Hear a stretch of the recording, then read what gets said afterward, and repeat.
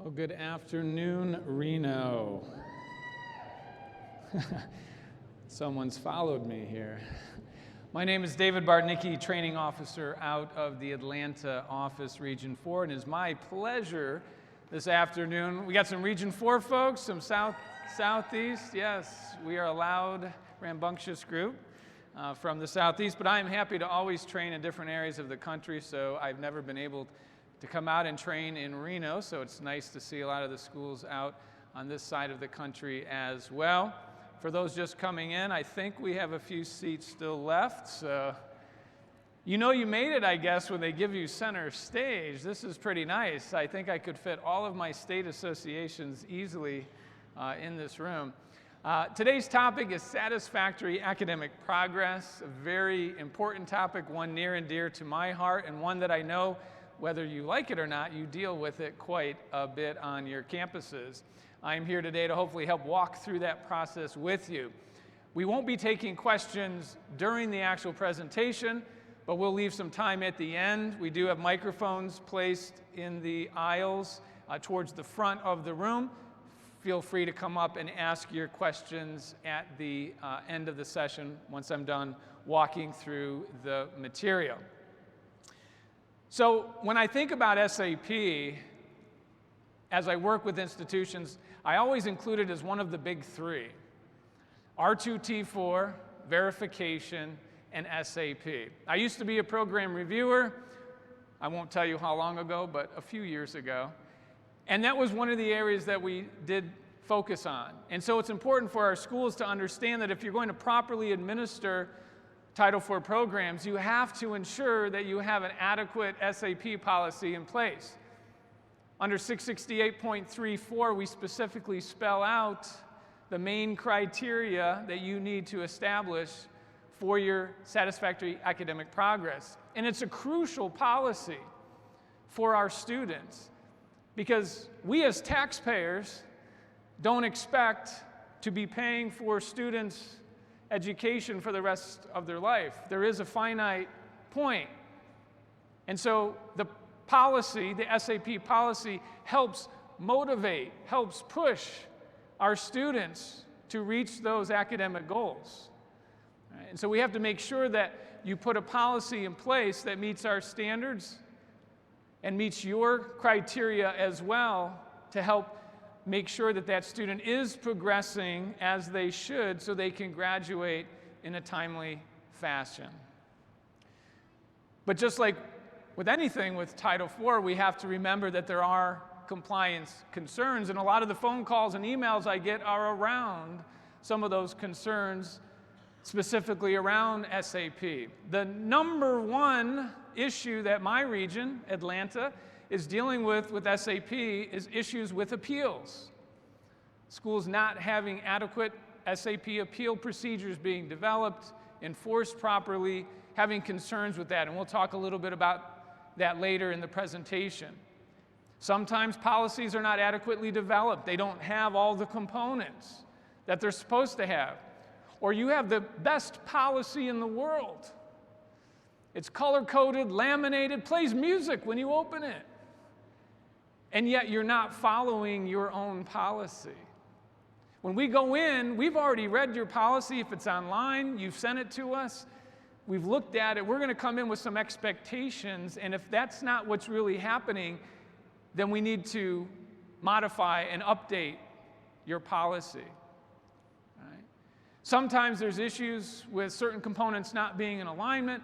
And sometimes you have a policy and it's just not enforced and students are receiving aid that should not be receiving aid. Many of you will know that SAP has been listed for the last 5, 6, 7 years as one of the top 10 program review compliance issues. We have a session here at this conference about the top 10 compliance issues, and if you go, you will notice something is no longer in the top 10, SAP. But don't get excited, because it didn't fall very far. It's 11 or 12, it's peaking, right? It may come back. So don't take your foot off the gas pedal. We still need to ensure that we're properly enforcing our policies on SAP with our students. As you're developing a policy, we need to make sure it's reasonable, that you have consistent standards. Understanding that if a student fails SAP, they fail it for all Title IV programs.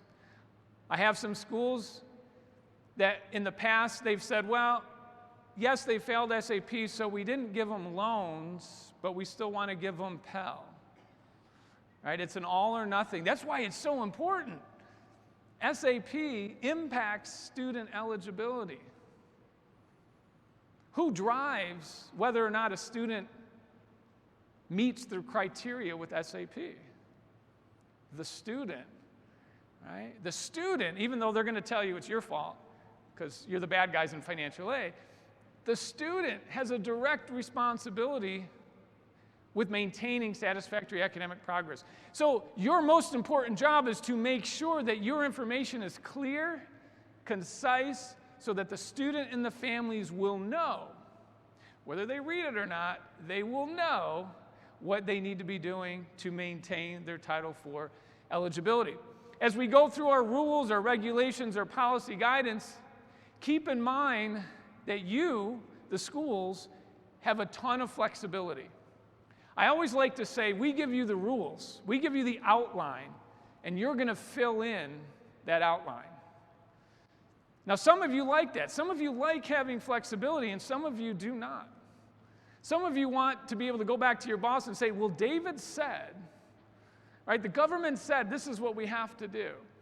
But when you're at a conference like this, when you're interacting with a lot of colleagues in different schools, just keep in mind that schools can have a lot of differences when it comes to SAP policies because there is so much flexibility. And don't get nervous if you hear one school has something different than what you're doing, especially if you're newer in financial aid. Well, I got to do that because they're doing that. Well, I got to do that too, and they're doing, how am I going to do all this? What's right for your school, your students, your programs? Right? Just keep that in mind.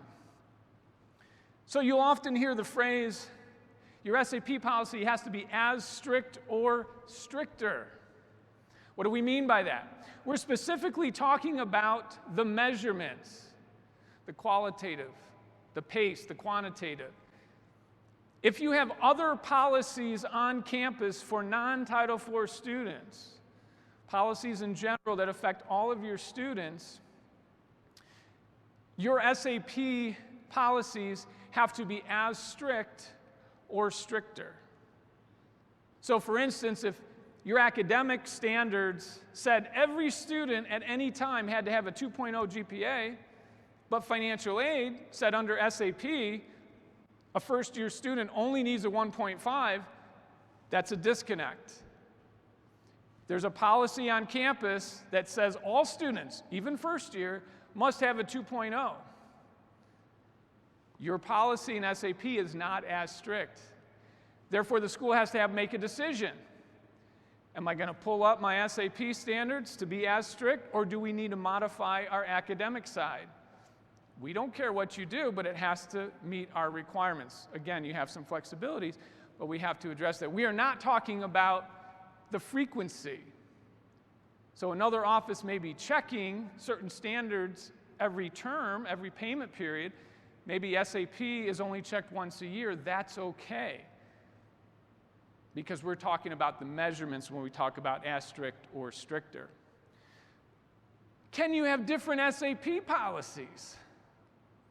Yes. In fact, there's times where you have to. If you're lucky enough to have a clock hour program and credit hour, oh, that's wonderful, right? Says the person who has that and is laughing hysterically.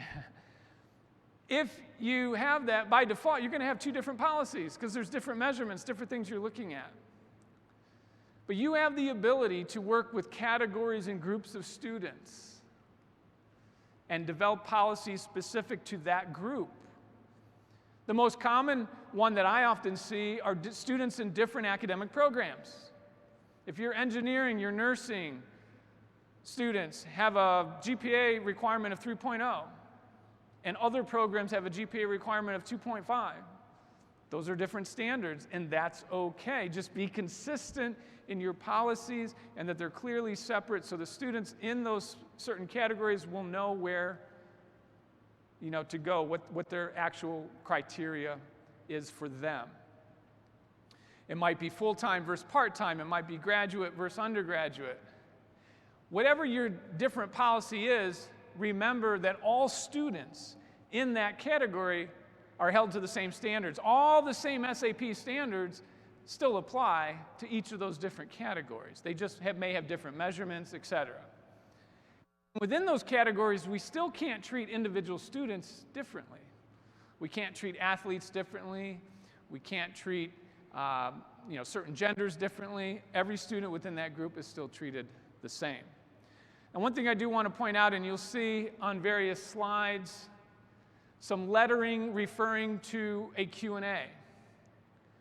In the upper right-hand side of IFAP, ifap.ed.gov, we have Program Integrity Questions and Answer website. If you click on that, you'll see various topics. One of them is SAP. Where I can, I'm pulling from those additional forms of guidance to share information with you. Believe me, I'm not making this stuff up. So I want you to be able to know where to go because there are lots of questions and answers out there that can help address some of your everyday questions when it comes to that. This particular question is addressed under SAP-Q9. So when you're checking SAP, what are we looking at? The main components you're looking at is max time frame. We're looking at the quantitative or PACE, and we're looking at qualitative measurements. And under qualitative, there's a couple of additional points we'll talk about, remedial and programs greater than 2 years. When we talk about max time frame, this is the maximum time that a student can receive Title IV aid to complete a program. I mentioned in the very beginning, Title IV is not an infinite amount of funding for our students. There is a finite period, right? So we give students, or you have the ability to give students extra time beyond just the normal length of their program. For my undergraduate programs, you have the ability to allow students to receive Title IV aid up to 150% of the program. That's a significant amount of time. Students may still argue with you and want more time, but that's significant, right? We're giving them some extra time to complete that program and still receive Title IV aid, but it's not forever. What about graduate programs? Do you have to have a maximum time frame established in your policy? If you don't think you do, please stand up and come to the front. You do, except we don't tell you what the maximum can be. You have that flexibility. Now, right now, in our current regulations, we actually define for credit hour programs, we have a quantitative component that says, right, we're going to look at attempted hours over earned hours.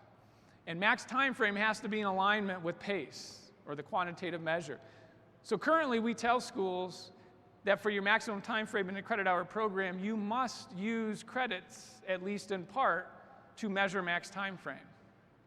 I am here to tell you that under our Notice of Proposed Rulemaking, which has not been released yet, but we have draft regulations under the Distance Education and Innovation Committee, subcommittee that met earlier this year. One of the draft regulations addresses max time frame, giving credit hour programs some flexibility where they could have an option of also using for max time frame instead of credits, they could use calendar time. So if you're interested in that, make sure that when the Notice of Proposed Rulemaking comes out for that, take a look at that. Okay? Here's an example of max time frame. So if we have a traditional 4-year, 120 credit program, multiply that by 150, we get 180 attempted hours. So that student can receive Title IV aid potentially up through attempting 180 hours towards that program. It does have to be in alignment with our quantitative side. So you can see here, if we take 120 divided by 180, there's that 67% that you often hear with undergrad programs. Oh, the student has to be on a 67% pace. to graduate within 150% of the program. For my clock hours, it's a little different because it focuses on calendar time. If I have a 1,200-hour program, 40 weeks long, 40 weeks times 150 is 60 weeks. We expect that student to be able to graduate within 60 weeks. And so when the school's evaluating that student, they want to make sure that the student is still on pace to graduate within 60 weeks. But what's important with max time frame is that it has to be in alignment, as I mentioned, with the quantitative or the pace, and schools have been written up for this. You can see here, if you want to know what your pace is as it's tied to your max time frame, take 100% of your program length, divide it by 150, and that comes out to be 67%. The pace is 67.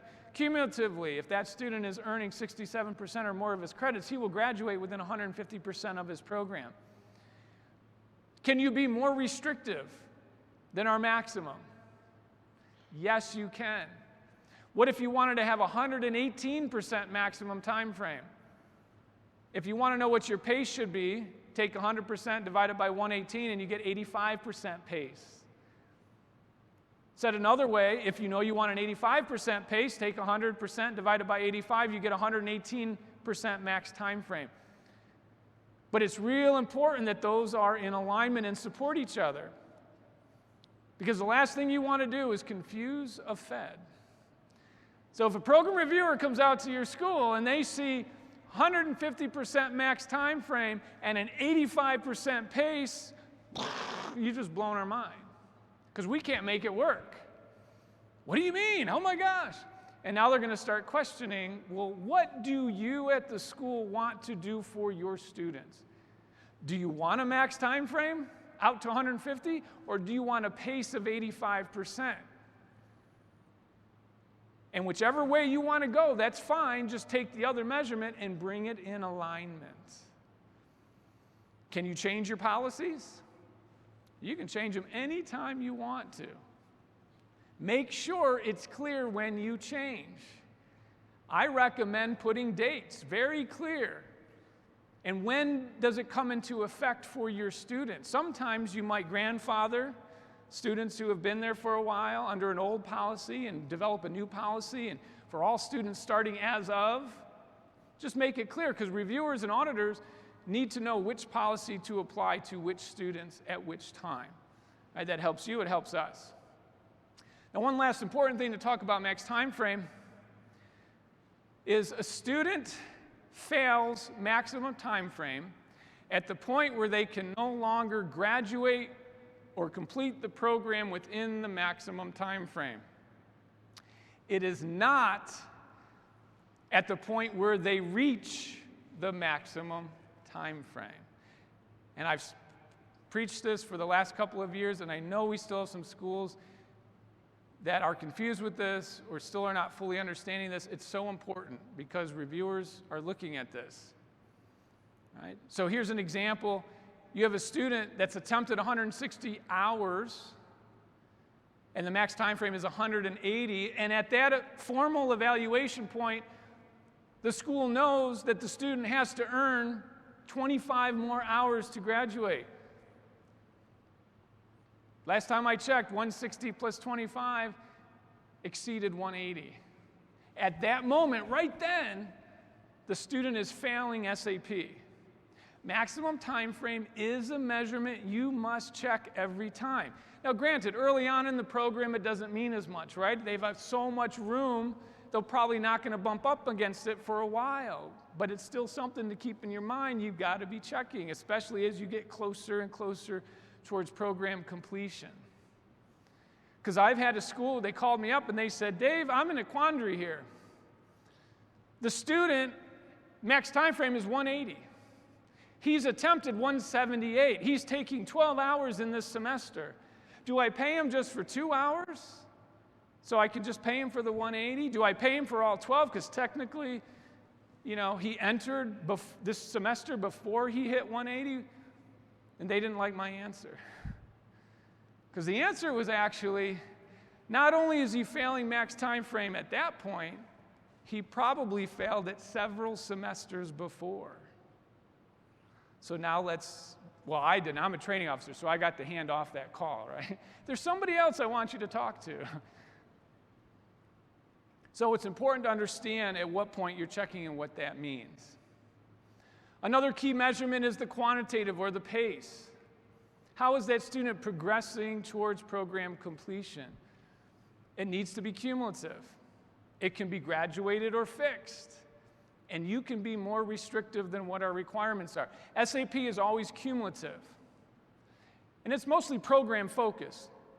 The hours that they're taking, the courses that they're taking within their current program of study.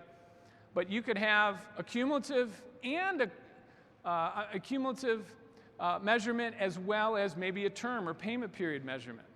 Right? So you can be more restrictive when you want to. We're going to hold you to what your policy indicates. You got a lot of flexibility.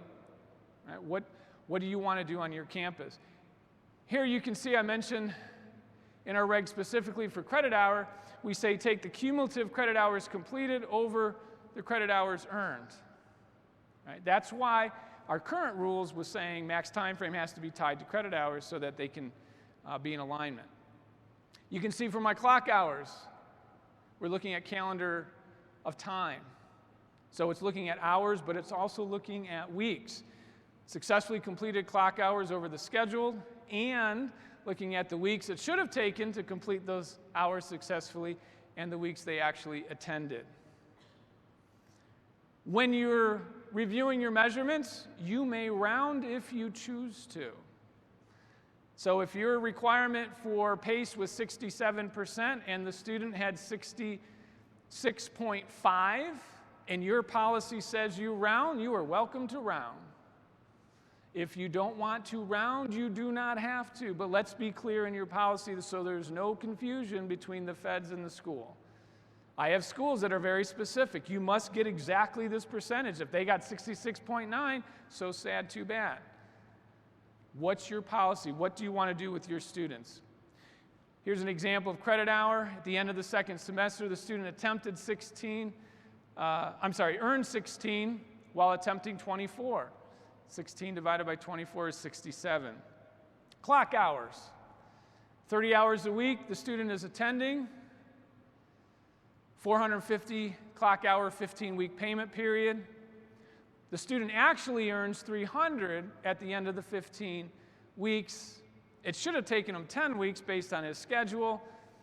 You notice they're looking at hours and weeks. 300 divided by 450 is 67. 10 divided by 15 is 67.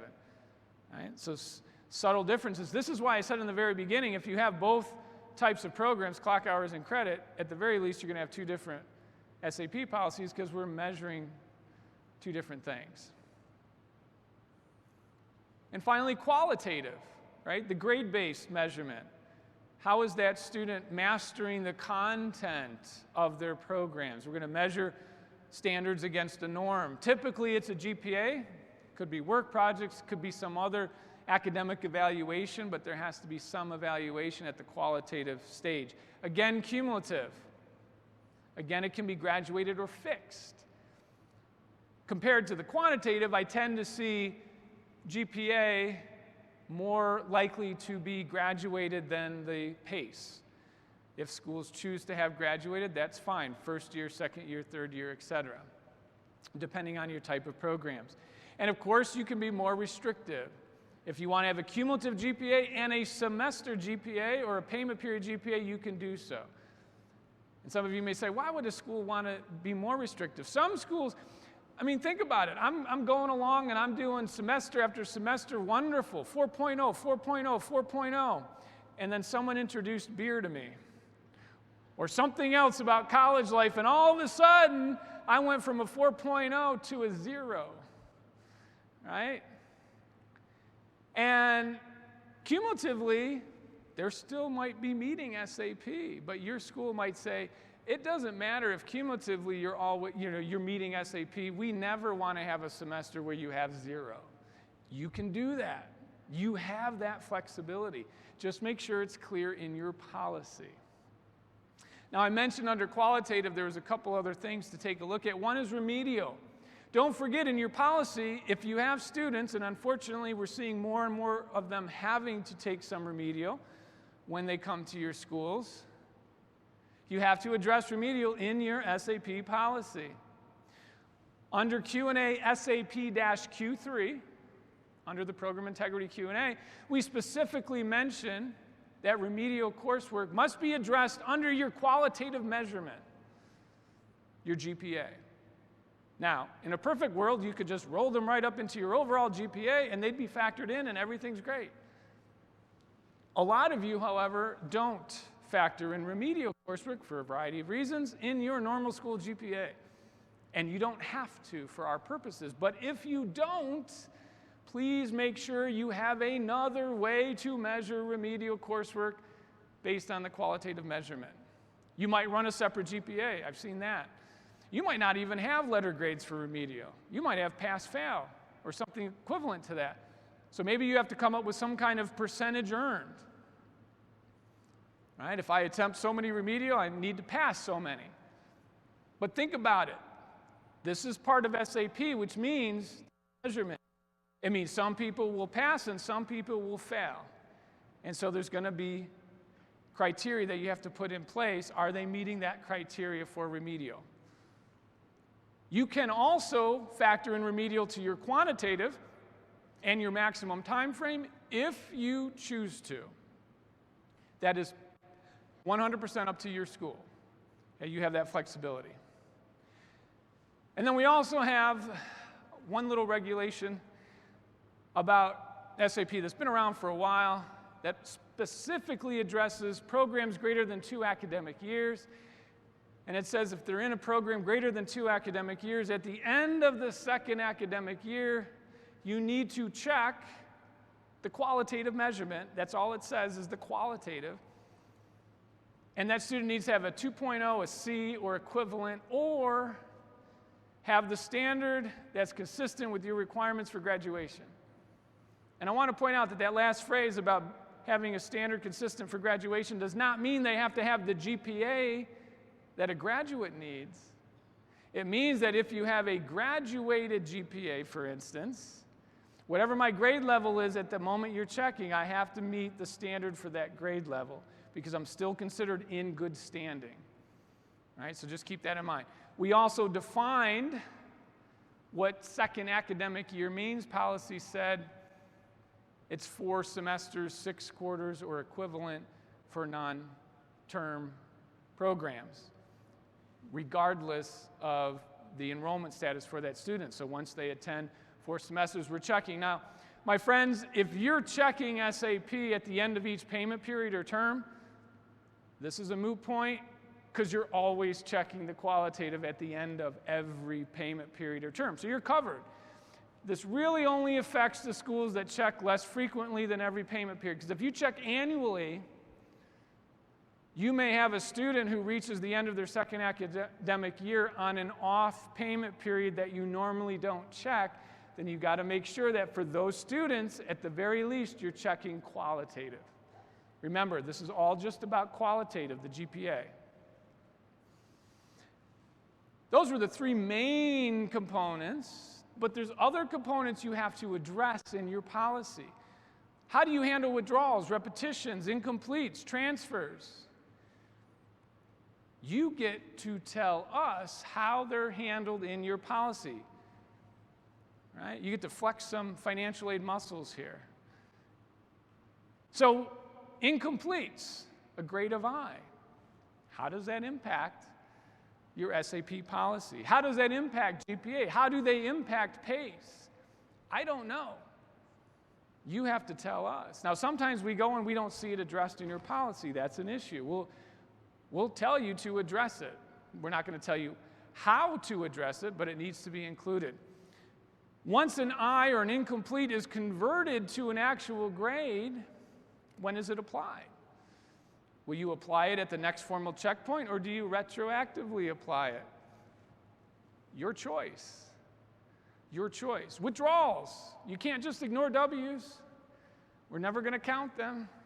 If they're beyond your add-drop period, you have to factor them in. Definitely, at least in the quantitative. That's an attempt. Now, if someone drops a course so quick, we understand that. And if they drop courses within your add drop period, and you remove them from your transcript as if they never attempted that course, that's okay. And for SAP, you can actually not factor them either. If you want to factor them in, you can, but you're not required to. What about repetitions? Students love courses. They want to keep taking it again and again. How do you handle repetitions? We give you full authority to decide how will a repeated course impact SAP, both qualitative and quantitatively. You might say, we're going to count both courses fully, all the grades, all the attempts. Fine. You might say, we're going to average those grades. We're going to only take the highest grade. Right? And this is for clock and credit. We don't restrict it to a certain type of program. You tell us in your policy how are repeats. Now, you've heard a lot, I'm sure, the mantra that all courses ever attempted for a program, right, have to be factored in for SAP. Right? We don't forgive anything. There's no amnesty with Title IV-A when it comes to SAP especially. You've got to factor in everything. The exception to that statement is right here with repeated coursework, because you get to decide if it's a true repeated course, how is that going to be factored in, right? And then what about transfers from another school? At a minimum, any credit that transfers into a student's program of study has to be counted as both attempted and earned. Okay? Has to be counted as attempted and earned. If you're clock hour, you factor in hours that transfer in a slightly different way, because what you will do is you'll end up subtracting those hours from your overall program length, thus shortening the max time frame, and that's how that impacts the student's SAP. It's up to you to decide whether or not the transfer hours impact the qualitative. Most schools don't factor in transfer hours into GPA. You could if you want to. Again, it has to at least be factored into the quantitative. If you have a consortium agreement and you treat any credit coming over from a host school as transfer hours, even though you have a consortium, and for you, transfer hours mean you only factor them into the quantitative, not the GPA, that's fine. That's fine. Spell that out in your policy. Make sure it's clear to us. Here we have another Q&A, SAP-Q6. Okay, Dave, that's great for all the hours that actually transfer in. By the way, when I mean transfer in, and I know terminology is important, different schools, different systems, federal terminology, make sure we're all on the same page. What we're specifically talking about, hours that actually come in and get accepted for credit towards that student's current program of study. Sometimes the register will bring everything into your system, and you might consider them accepted in the sense that it could count for credit. But on the surface, for us, at the very least, we're talking about just those actual credits that are going to go towards their program of study. So just because the register brought them in doesn't necessarily mean you have to factor them in. But some schools will say, well, what do we do with all those other hours on the transcript? Some of them come in with volumes, right? Course after course at different schools. We don't have any policy directly that indicates what you have to do. You can factor those in if you want to. You have flexibility. So here you can see an example. A student has 100 hours on a transcript. 40 hours could have transferred in. Only 20 actually are going to count towards their current program of study. Maybe those other 20 hours didn't because of grades, duplication, etc. So at the very least, this school has to factor in the 20 that are actually going towards their program of study as both attempted and earned hours. Yeah. They could choose to factor in 40. Well, we want to factor in all that could have. We don't want to give this transfer student sort of an edge over my actual students that start and stay at our school. Okay, you can do that. Some schools actually say, we're going to look at everything on the transcript. All 100 hours are going to count against this student. You can do that. Now, what you'll find out is if you look at all the hours, max time frame may be hit pretty quickly. And the school understands that. And some of them have lots of appeals versus other school situations. So again, what's right for your school and your students? Notice this last main bullet here. The same treatment applies to when students switch programs. Have you ever had a student change their mind about a program? When they change, at the very least, you have to factor in all the hours that will be accepted towards the new program. But you can choose to factor in as many or all of the other hours as you wish. I do have a lot of schools that if I'm taking coursework at that school, a lot of times they will continue to factor in all attempts at that school regardless of your program.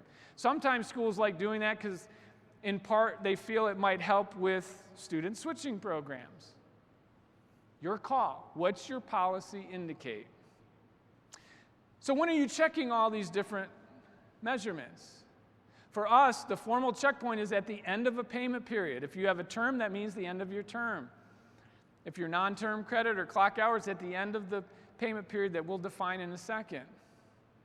Can you check more frequently? Can you check in the middle of a term? Yes, you can check, but it's not a formal SAP evaluation. You cannot take action against a student unless it's a formal evaluation checkpoint. Okay? Now, informal is great because I think the more information a student has, the better they potentially can perform. I have schools that check SAP every month, depending on the type of program. That's fine. And that student knows whether they're in trouble or not. But the actual sanctions or actions they may take against a student won't occur until they reach the actual end of their term or payment period.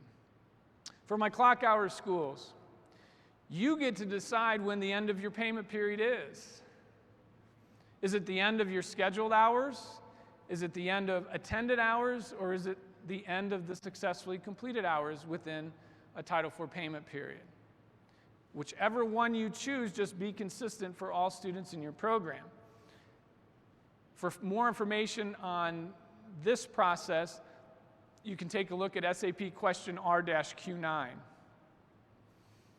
Non-term credit programs, you have options.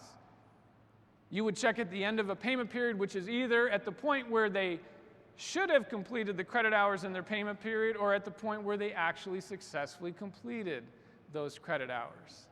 Again, be consistent for all students in your program. How often are you checking SAP? For programs equal to or less than an academic year, you have to check at the end of each payment period. For programs greater than an academic year, you have to check at least once annually, which means once in a 12-month period. Can you check more frequently if you choose to? Yes. You can check more frequently. Right? You have some flexibilities there. When you're evaluating your students, at some point they may struggle. If you choose or are allowed to have warning periods for SAP or probationary periods for students, make sure that the terminology, the definition is consistent with our definition. One thing I'll point out is sometimes schools have warnings or probation for other things than SAP. A lot of times under academics, they have a probation or they have a warning. If you can, I strongly encourage your school to come up with different definitions or different terms. You have to use warning, you have to use probation if it's for SAP, for Title IV. So maybe if you can come up with a different term on another side, it may help avoid some confusion. Just a thought. So this warning period, can any school use a warning period for Title IV? No. You have to check every term or payment period. That includes summer. Right? Any term or payment period you have, you're checking SAP at the end of that. If you do that, you have the ability to have a warning period. Do you have to use a warning period? Nope. It's your option, your flexibility with that. What's the benefit of a warning period? You have a student who technically fails SAP, and yet they can still receive Title IV-A during a warning period, and they don't have to what? They don't have to appeal, which can be a big deal for a student because sometimes that can be a very lengthy process depending on their situation. A warning period can only be one payment period long. Can you have more than one warning period in a student's career? Depends on what your policy says. I have schools that say you get one warning while you're at our school. Well, you can do that. Other schools don't restrict it or have other limits. The thing to just keep in mind is you can never have two warning periods in a row. Because at the end of a warning period, one of two things will be true. I'm either meeting SAP now or I'm failing. And if I'm failing again, then I'm suspended from Title IV-A. But it is possible to have multiple warnings over the course of my academic career at your school. I'm on warning, I pull things back up, I'm back in good standing, and then a semester or two down the road, I struggle again, I could be placed back on a warning if your policy allows it. If you end up having to be placed on probation, this is a student who's been suspended or terminated from Title IV-A. Okay? In order for this to occur, the student must appeal and be approved. This is not an automatic process. This is where some of our schools can run into some issues with their SAP policy. Sometimes compliance may ask to see who's been denied as much as they may ask to see who's been approved. Right? This is akin to professional judgment when you have an appeal process. You're evaluating individual situations on a case-by-case basis. No two situations are going to be exactly alike. Not only do they have to be approved by your school, but one of two things has to be true to place them on probation.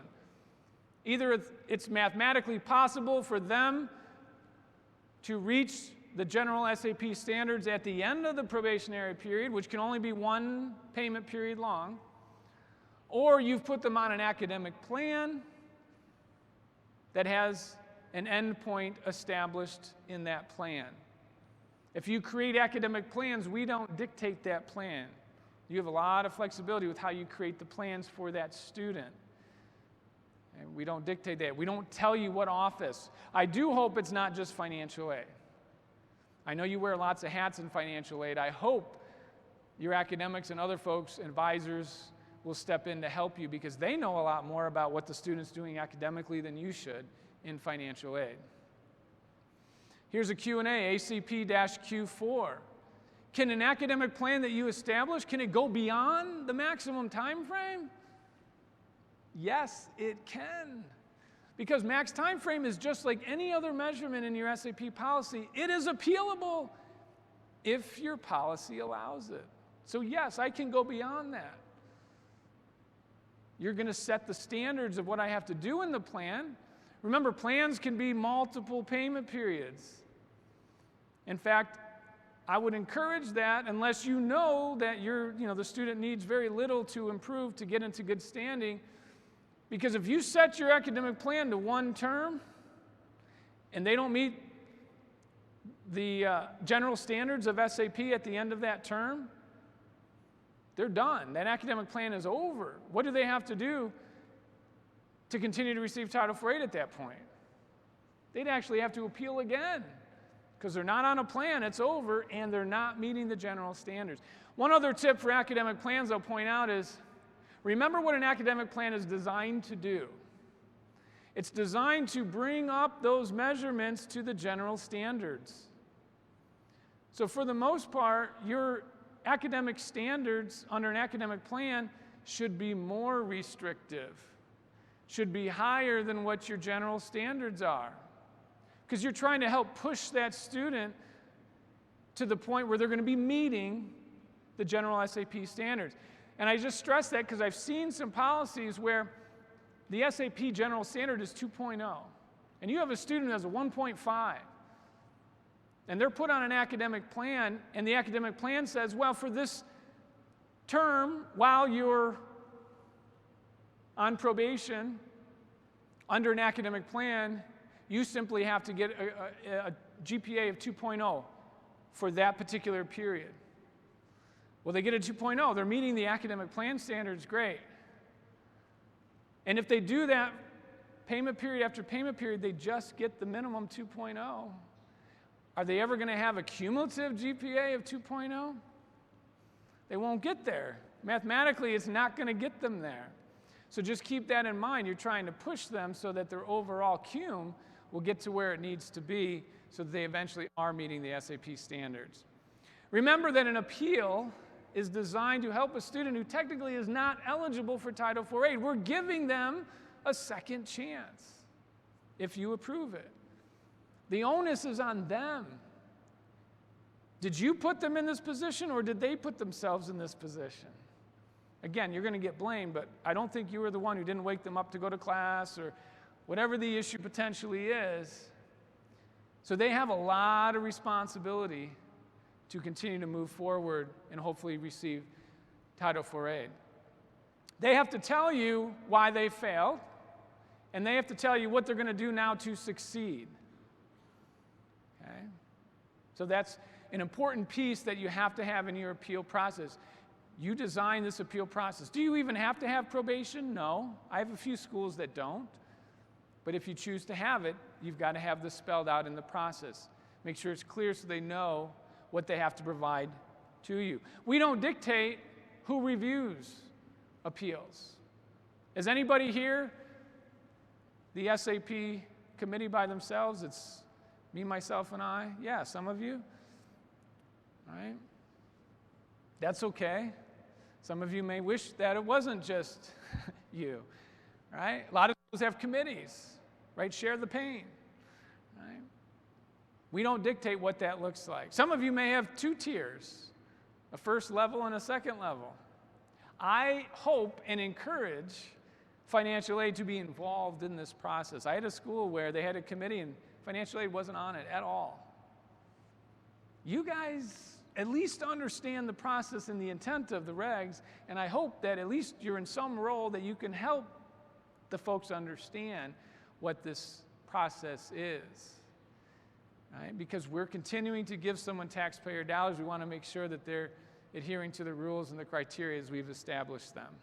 Right? Again, you have some flexibility when it comes to that. You're going to notify students when any action is taken that impacts student eligibility, positively or negatively. Right? You get to set how many times they get to appeal, how often, how many. You could say you get one shot in your whole career at our school. You could leave it open-ended. Again, what's right for your school? What do you want to see? How do you want to work with your students? Regardless of whether you have probation or not, you do have to explain to someone who loses Title IV eligibility how they can regain it. Now, I mentioned that appeals is one of the biggest compliance issues that my region is facing. A lot of it's revolving around the appeal criteria itself, about what the student is indicating their situation is. It needs to be special or mitigating, typically a situation outside their control. Right?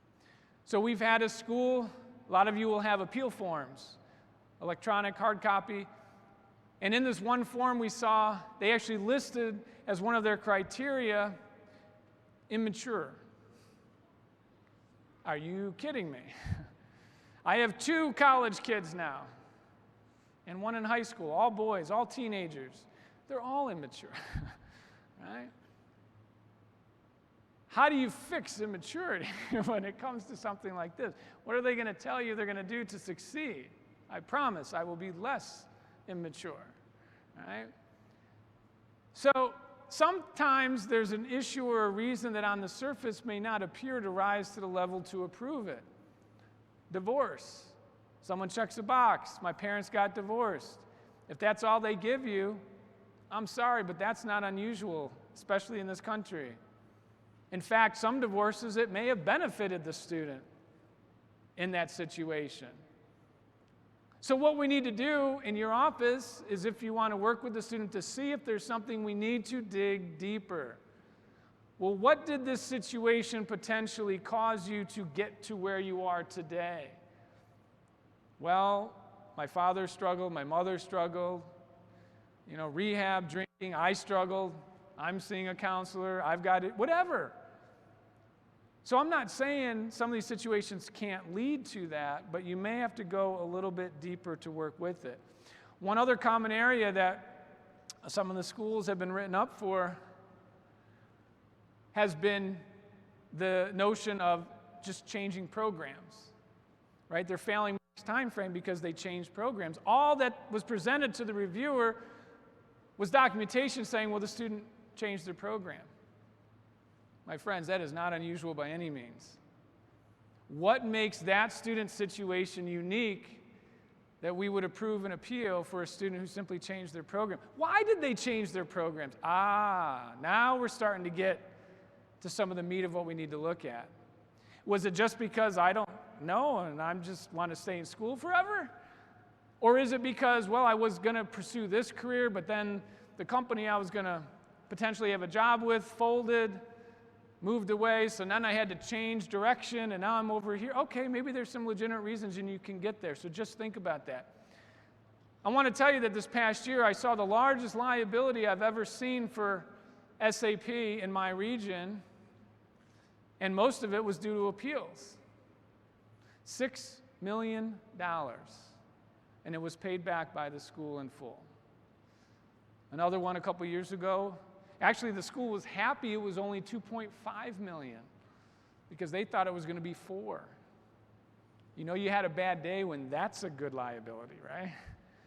So it's important. It can lead to issues. I'm not trying to scare you, but you want to make sure that you have your policies well developed. Remember that probation is one payment period long. And at the end of that probationary period, either they're now meeting the general SAP standards or they're meeting the requirements of the plan, and that plan is continuing, and they can receive Title IV aid. For my schools that check annually, remember that when you place a student on probation, you have to check at the end of that probationary period. It's only one term. It's only one payment period. So you might be checking your probationary students at a time that's different than when you're checking all of your normal students in good standing. So just keep that in mind. How many probationary periods can you have? PROB-Q4 question indicates we don't restrict the number of probations. 2, 3, 4. You decide in your policy what you would allow, but what has to be true for the student? What has to happen every time you place them on probation? What must they have done? They have to appeal again, right? They have to appeal again. Can you have 2 probation periods in a row?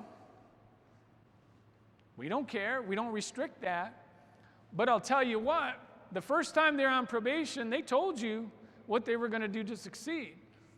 At the end of that period, they failed again. Now they're appealing again. Your policy allows it. I hope I'm going to find some new information.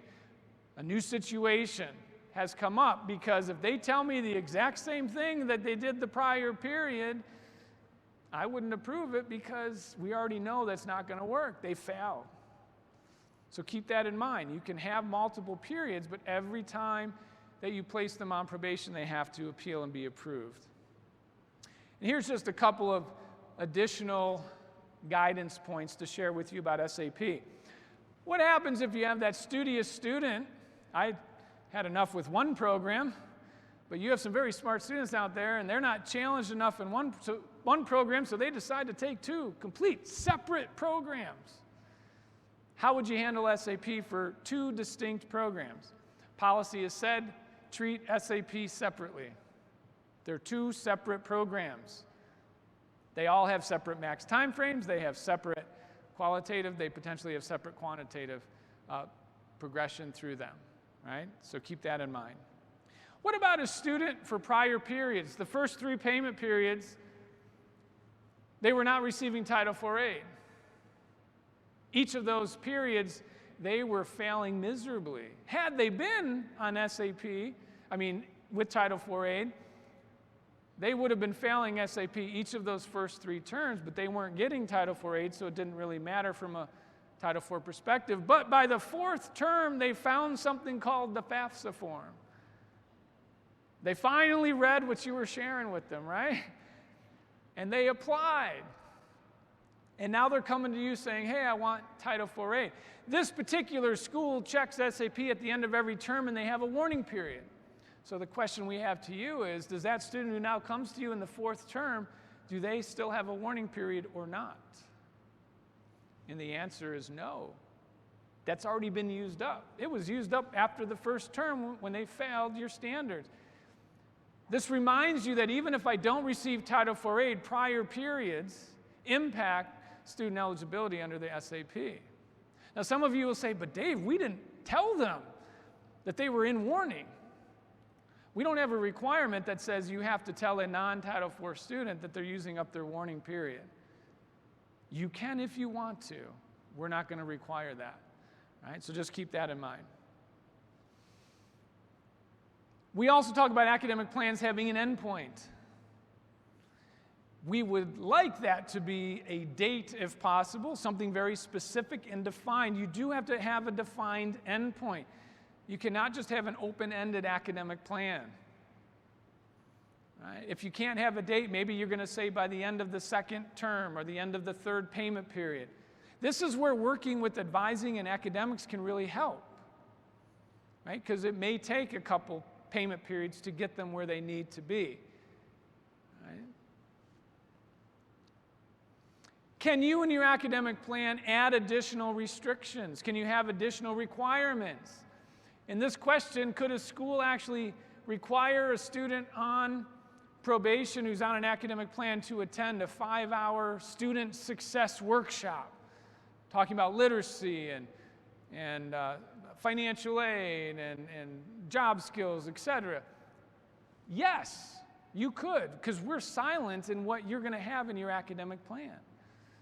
But remember that at the end of that payment period, when you're checking to see if they meet the requirements of the academic plan, they have to meet all the requirements of your academic plan. Otherwise, they failed the plan. All right, so just keep that in mind.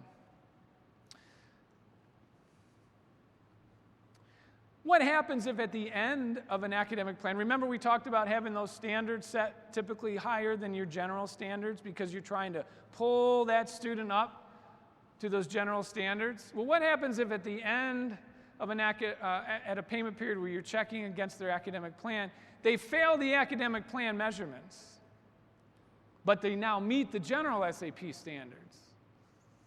My friends, don't tell the student they're not eligible, because they are. They're now meeting the general standards. Even if they didn't meet the academic plan requirements, the whole point of the academic plan was to get them to that point. But I've had schools who were very, very restrictive in limiting the students in this sense, and we don't want that to happen. So I would have in your plan a statement that indicates you can become eligible for Title IV aid or continue to be eligible if you either meet the academic plan standards or meet the general SAP standards, okay? And if a student's SAP appeal is not approved until the middle of a payment period, can you pay them Title IV aid back to the beginning of that current payment period? Yes. You pay them all Title IV aid that they're eligible for back to the beginning of the term or payment period in which the appeal is approved. That includes loans. You can't go back any further than that. So one thing I would strongly think about in your appeal process, in your policy, is time frames. Can you develop a time frame when someone must appeal by a certain time? Yes.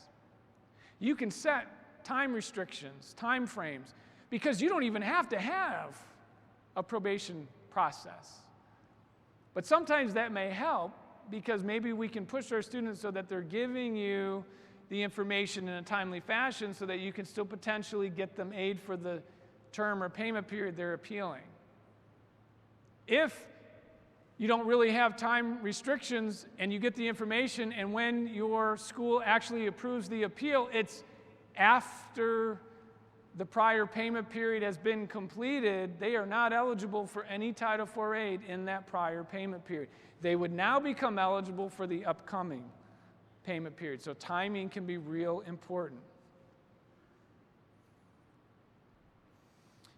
Policy also talked about grade changes. So what happens, and this apparently happens maybe more frequently than you wish, a student has a grade change occur retroactively.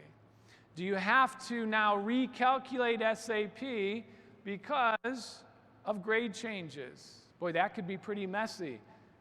And it may not be just the prior period. It might be 2 periods or 3 periods. Policy said no, you do not have to recalculate SAP based upon a grade change. Right? That happens in between the formal checkpoints. You would simply factor in that grade change at the next formal checkpoint. However, again, you have flexibility. You could go back and factor in the grade change retroactively if you chose to. Now, the one thing policy does want to point out is this note on the bottom of the slide that indicates that if you do retroactively apply that, if the payment period for which you're changing the grade for has already been completed for Pell, and for all other Title IV aid, the academic year is over, you can make that change, but don't alter any Title IV aid given to the student. Right? And that's just based upon our rules and regulations around how that would impact the student. It will impact the student going forward. Okay? What about transcripts, right? Some of you have very clear requirements on when transcripts are supposed to come in. Most of your students hopefully do what they're supposed to, but what if one comes in the middle of a term or payment period? And it might be good or bad depending on how you're going to factor that in. When do you have to factor it in? Policy said you could factor it in at the next formal checkpoint, so you don't have to retroactively apply it, again, if it's coming in after several periods. Right, so you have some flexibility. And finally, amnesty. We have a Q&A here, APP-Q4. Many schools have an amnesty policy or a forgiveness policy. A student can petition, right, to have certain courses, grades, sometimes a whole semester forgiven. And it's wiped out from the student's transcripts like they never were there. That's great for the school purpose. Not so much for Title IV. We don't forgive or forget in the federal government. So we still have to factor those in. And your administrators and academic folks need to understand that. Okay? Now, the one exception to that, as I mentioned, is if it happens to be a repeat course, because you have some flexibility there. But other than that, you've got to factor in all of those courses that your school might be forgiving. And that can cause some issues with GPA calculations, and sometimes you have to do some manual processes or some extra steps because you still have to factor in those courses. Okay, so that's just important for your school and your administrators to understand that you have to track that. Now, some will say, yeah, but the reason we forgave it was because of some horrific issue the student had to deal with. Okay, if the coursework still being included causes them to fail SAP and they're suspended, what might that situation be used for? The appeal process. You could still potentially help the student, it just is a slightly different path. Okay? Finally, you can see here we have some different resources and references. I've been mentioning the Q&A webpage. You can see that listed here. The link, upper right-hand corner, you can see the various regulations and our FSA assessments, which is a self-tutorial kind of walk through to see if you're meeting all the standards of SAP, because I think you'd rather find any issues than have us find those particular issues. And we'll now take questions. We have 3 microphones set up front. Remember that if you do have general SAP questions or something comes to mind later or we don't have time here, we do have the Ask a Fed booth, which you will find me at when I'm not on stage presenting. And also, you can always send general Title IV questions to askafed@ed.gov. and that is staffed by your regional training officers. So they're real people answering your questions. And we have a question here in the middle. Yes? Hi, Dave. Question for you.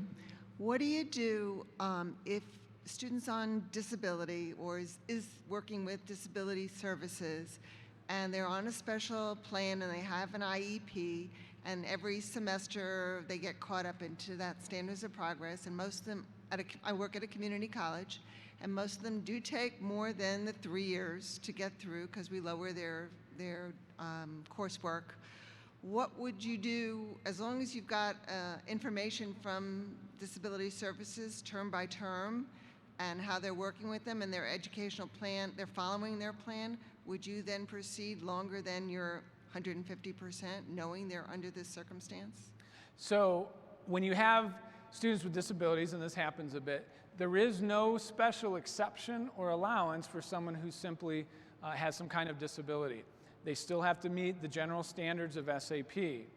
Now, along the way, if they fail those standards, and it's related in part due to a disability, then they'll end up having to provide that information to you in your appeal process. And if you feel it's reasonable and it's unique to their situation that's causing them to do that, then if you develop an academic plan or something like that, then they would just have to meet the standards of that plan for X time to bring them up to that. But it would have to go through that process. Yeah. Okay, thanks. Sure. Yes, over here.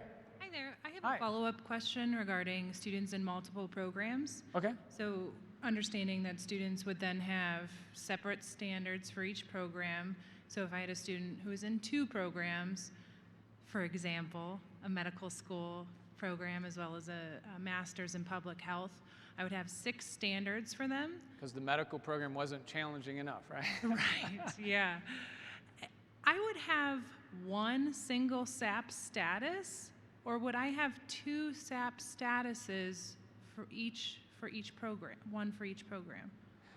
Well, think about this too, from a Title IV perspective. And when we're talking about 2 separate programs, if they're the same type program structure, we do allow the combining of enrollment statuses for Title IV purposes. So sometimes, that can be an issue. So actually, coursework in both programs are impacting Title IV aid. If I'm only enrolled in 1 program for Title IV purposes, and I've seen that, sometimes it's 2 different type program structures and the school's only looking at one, then obviously for Title IV purposes, we'd only be looking at that 1 program. But if they're receiving Title IV aid based in part on both programs, then we have to make sure that they're meeting SAP in both programs, right? That they're meeting the standards for both. They could be the same standards, it's just we're tracking them under the coursework of each of those different programs. Okay, so just to be sure, if a student is meeting the SAP standards within 1 program, but in the second program, let's say they're having issues with their grades in program B, so they would not be meeting SAP for Title IV purposes for both programs? No, just the 1 program that they're failing. Single program that they're failing, and they would still be eligible for Title IV funds in their medical education. Yep, they're 2 distinct programs in that process. It wasn't a combo program, it's 2 separate programs. Could our policy, is there flexibility with that where we could then stop aid from both programs? I'd have to check on that. Okay. If you want to shoot me an email, that's Sure. fine. It's david.bartnicki@ed.gov. Okay, thank you. We can double check. Yep. Yes, sir, right here. We got about 6 minutes. Okay. Every year, about less than half of all our students who are eligible to file an appeal submit an appeal. And my administration wants us to improve that number. Now, my feeling is that some of those students should not submit an appeal because of a variety of reasons. Their pace wasn't good, their GPA was so low that they may never succeed, and they know that. They realize that. And some of them have decided to go to another institution, some of them have decided to stop out and regroup. I just want to know what are your thoughts on that? So we want to make sure that when a student is appealing SAP, that of course it's their choice to do so. I've seen some schools take a rather aggressive stand sometimes. We can't force students to do that. You just need to get the information out there, maybe explain the benefits of what might happen.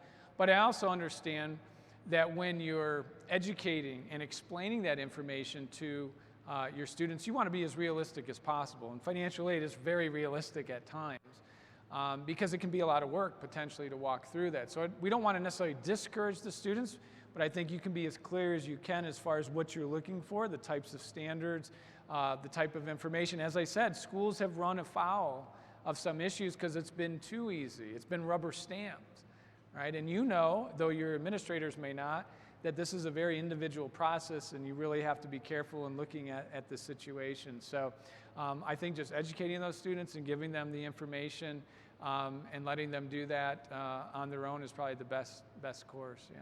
Yeah. This is where I would like Dave to send something to my administrators and say. We can have a conversation. We can have I do conference calls with other offices. We don't just work with you, so Okay. by all means, I thanks. might take you up on that. Okay. All right. Yes, right here. Hi. Hi. At my school, our policy indicates that we'll notify students via email if they are not making SAP. Did you say that we must also notify students if they are making SAP? No, only if it's going to impact them. So if they weren't meeting it and now they are, you'd want to let them know at the formal. Yeah, but no, if they're meeting it semester after semester, you don't have to say, hey, good job, you're still doing it, right? Thank you. Okay. When it impacts their eligibility, good or bad, that's when you want to let them know, yeah. Yes? Hi there. I had a Hi. question about not taking action during an informal evaluation period. Sure. So if we have a student that's maybe last evaluation was 2015, for example, and now they've returned and paid out of pocket, so we've not been evaluating them because they're not receiving aid, and they come back and say, I should be meeting because I paid out of pocket and got my standards up, we will run their SAP? Like at the beginning of the term, we don't make them wait till the end of the term? Yeah, Is because that okay technically to that do? would be at the end of the last period that you've checked. So, it's not during, right? So Okay. if you do it before, right? Because some schools will take action against a student when they transfer in. They'll run it right there. They haven't started. That's your choice to do that. But technically that is, at the end / beginning, if you Okay. will. But once I'm in and I'm going through a payment period and then you check me, it can't occur in the middle of that. It needs to be at the end so we really know how it's going to impact them. So yeah, if it's at that point, you're okay. They So come if they back. haven't started back yet, but if they wait until the middle of the semester and ask us to do it, that's a different, You need to have a policy on how that. okay. Yeah. Gotcha. Thank you. We have one more question if there's, yep, time for one more. So I'm asking for somebody. All right. Our appeal process gives you so many semesters to bring yourself up to standard. Okay. When they're reviewing the appeals, one of the things we look at is if you're not going to make it at the end of that 3 semesters, it's not even approved. Is that right? So you're saying you give them multiple You give them, semesters? let's say you give them 3 semesters, but it's reviewed. One, of course, they had to have extenuating circumstances. And then, of course, we're looking to see if at the end of that 3 semester mark, you have the potential to be okay, to meet the general standard. So the question really is do you have to do an individual plan, or can that be considered a plan? Because you're telling that student that at the end of that period, they have to meet the standard, the general standard. Well, so when you put someone on a plan, Okay. at the very first probationary period, you're going to check. And they have to be meeting whatever the standards are at that moment, Okay. right? Whatever the GPA requirement is, whatever the quantitative, et cetera. If you have multiple terms within that academic plan, you're then going to check them At right, the end of that, at whatever other point you've determined. It could Exactly. be whatever, for good standing, students normally in good standing because they're now in good standing, or you could end up checking them more frequently at the end of each payment period or term they're on an academic plan. But each time you check them, they have to meet whatever the standards are they're supposed to be meeting at that time for the plan. okay. So I guess my question is, do you have to do an individual plan for each student? So or what is we that approved appeal with the What we conditions indicate of is the where plan? possible, we would like it to be as individual as possible, Okay. right? Because every situation is a little different, but we do understand there can be some general standards within that, depending on what the situation is, whether it's a GPA issue or a quantitative issue. So there can be that, but where possible, we'd like to see some individual process to that. That's why we like not just financial aid to be involved, but other offices that may know that situation a little better, such as, you know, should they be limited to the number of courses they should take, the type of coursework they should take, only within their major? Can they only, you know, do they have to have a certain GPA with certain courses, et cetera? So as individual as possible, but there can definitely be some general standards So too. you would like for them to all have a plan for each student, basically? That would be ideal, yes. Thank you. All right. That is all the time we have, my friends. If you have more questions, you can see myself and other training officers at the Ask a Fed booth. And as always, enjoy the rest of the conference.